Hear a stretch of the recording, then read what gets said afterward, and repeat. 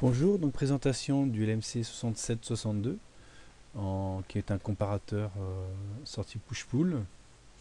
Donc là on a l'équipement, le comparateur qui est mis en monostable déclenché sur le front descendant.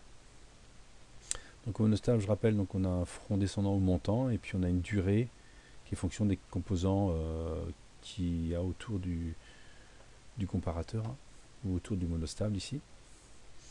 Donc là, un monostable qui est en fin de compte sorti stable niveau logique 0, instable niveau logique 1, qui est déclenché par un front descendant ici. Donc la durée, en fin de compte, est fixée à l'aide de R2 et C4, C2 pardon, et R4. Voilà.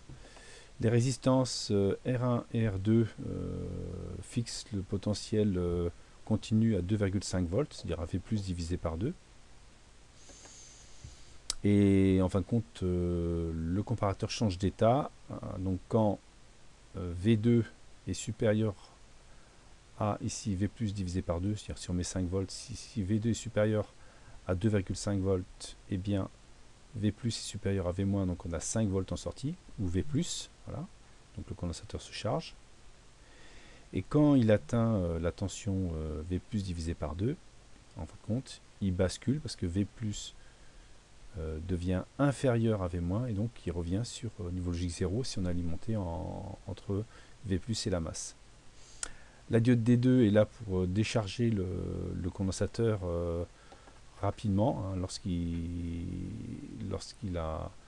parce qu'en fin de compte là ce qui va se passer c'est que le condensateur va se charger à travers R4 et se décharger à travers D2. Voilà.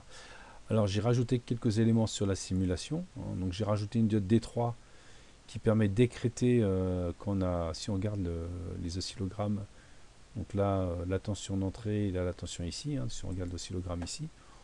Donc la tension d'entrée oscille entre 0 et puis un front d'horloge à 5 volts.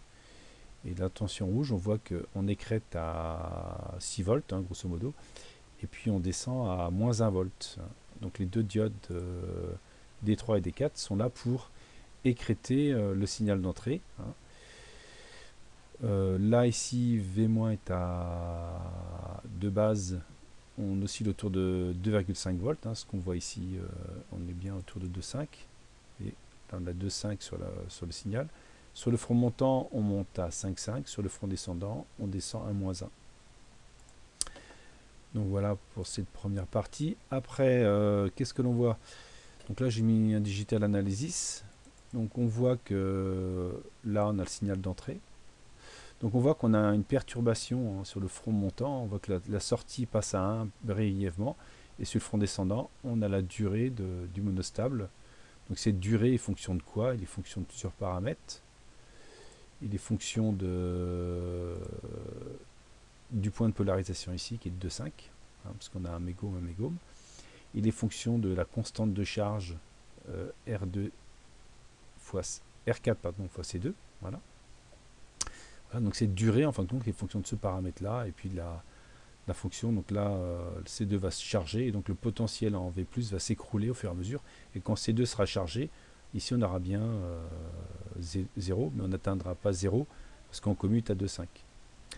Alors j'ai rajouté une cellule RC en sortie, pourquoi? Parce que si on regarde bien, c'est pour manger ce parasite, hein, ce petit défaut. Ce qui fait qu'en mettant une cellule RC, hein, j'obtiens bien en sortie, hein, donc ça c'est l'entrée ici, la sortie ici, hein, j'obtiens bien, donc là en vert j'ai mon signal d'entrée, et puis je vois bien que je déclenche sur le front montant et que la durée ici, hein, elle est bien là, elle est fonction de C2 et R4, et puis que j'ai bien mangé le parasite hein, qu'il y avait sur le front montant de l'horloge. Voilà. Donc cette cellule RC est là hein, pour manger le parasite hein, qu'on avait ici hein, sur le front montant de l'horloge.